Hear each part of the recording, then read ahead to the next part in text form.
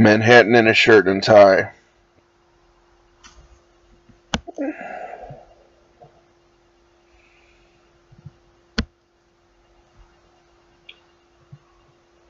Manhattan in a shirt and tie.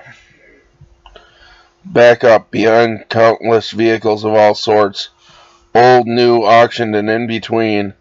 The monoxide drifted through clouded girders above the blue-green current below. Everyone behind the wheel slowly pushing forward toward the $4 toll cages. At the end of the George Washington, a bicyclist passes wearing headphones, and I realize that there is music among the talking in the shadow. Z100 boosts SWV with a hint of Michael Jackson to the ears of the four of us, ready to sell Kansas and Boston from black bags loaded into the trunk in Jersey. We might have been selling poppies, silverback discs in sealed plastic. I was going to work the streets with an Italian named Joe, an ex-Air Force mechanic named Steve, a Hispanic account manager named Jose, and a mustached black man named Carl. We all knew that we were going to do it my way.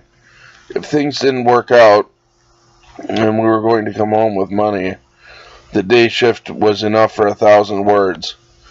We parked at 6 a.m. and hit the bars and pornography houses on 42nd Street with a furious vengeance that could only be characterized as a kind of anger for gross earning. We enticed the Arab and ex-bounty hunter vendors and morning barkeeps to pick up the greatest hits of Billy Joel and try on for size a digitally remastered Jefferson Airplane ticket. We had Sinatra and Benatar, and if you bothered to dig, we had some crisscross to make you jump. The clerks ate up our numbing mind candy, especially when we featured Dust in the Wind for them. Everybody had a few nickels to drop, and we were there to pick them up like aluminum scavengers with glad twist-tie kitchen bags. As I walked with the canvas slung across my shoulders, I saw huge billboards along the walks. Women dressed in underwear poked inviting fingers out at me, supermodels I'd never seen on television. People stood behind walls of plexiglass waiting for buses. At first I was nervous about going up into buildings, but that changed as the morning progressed. I walked through a bread line and watched a Mercedes and Jaguar glide by among the yellow taxis on the short steps of a building out near the parking lot somewhere around 9. A girl collecting change in a pencil can asked to see what I had to sell. I showed her some Mozart, and when she said she wanted a classical style, she paid with a 50. It was a new North America for me. Everything was for sale. You could feel it even if you couldn't see it. I could smell the moisture evaporating off the concrete as the legions of stock-attired swindlers in sharkskin wingtips marched uniformly down wall with a lust for shifting numbers of the never-halting ticker. They stopped for no one and hurled change at the scraggled legless veteran buried under the water-stained, wrinkled sheets of last week's journal. I stayed away from that strip. It was eerie, like something you'd expect to see in Tokyo. But the pale, angle-shouldered, business-suited traders looked like Gillette sensor sponsors with only one exception. They had wide, lowered eyes. I let myself imagine their Rolexes cost as much as the thoroughbreds worthy of the Triple Crown in front of a New York pizza shop in the grid. I bought a hip fanny pack from an Armenian and started using it for convenience. Michelle had shown me one when we were in physics class together a year earlier in 1992. By noon I was sweating, so I stepped into a store with no air conditioning. They sold everything from canned soup to whisk to boons and bottle openers. There was an Asian college girl behind a counter.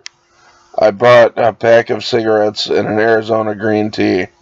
I tried to strike up a conversation without selling anything, and she ended up taking 90215 and the Eagles with her before we went our separate ways, and I became an owner of a lonely heart. Next, I found myself on Fifth Avenue, standing across the street from a woman with long, soft, shiny brunette hair. She was wearing a long, white, custom-designed dress. It looked like the ones the models walked the runway in on CNN Fashion Extra. I can't pretend to be an expert on clothing, but I was certain that the flowing, transparent garment cost far more than my parents' humble estate of residence off a side street in DeVoe. She was walking 5 identically trimmed brown dogs that stood only about 2 feet from the ground. I won't lie and claim that they were terriers.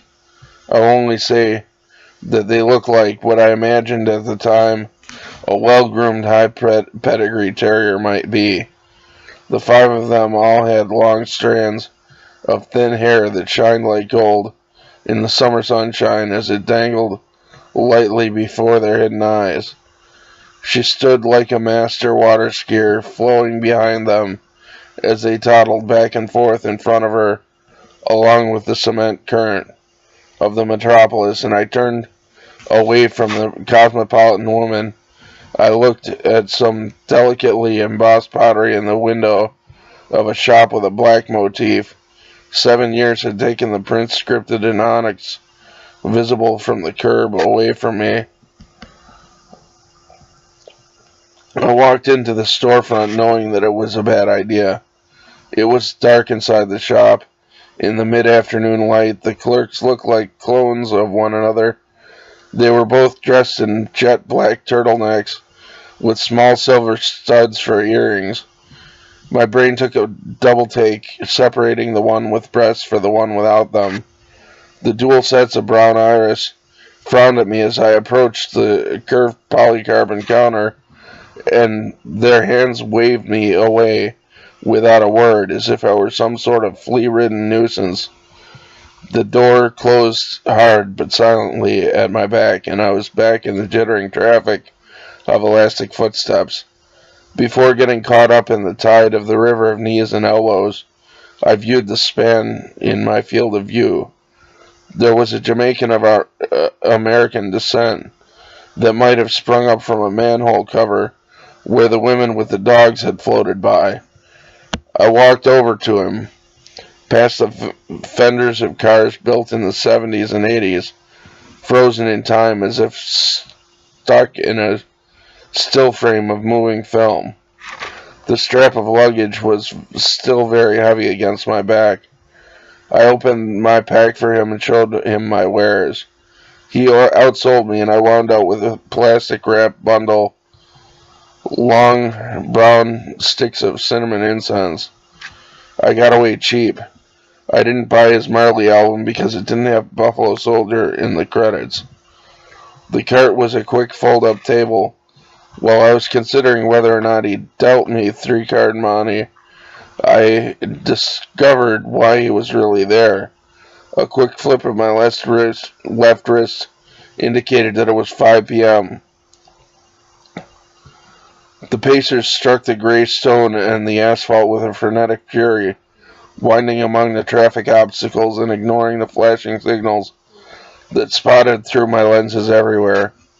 I walked in the tangle for half a block, then ducked into a shop selling neckties and stereo components. A gray cardboard sign with a medium-sized marker print in carelessly formed letters indicated that the price on the ties was 3 for $20. I spotted one in a glass display case that I wanted. I flashed back while waiting for the salesman to a time 5 years earlier.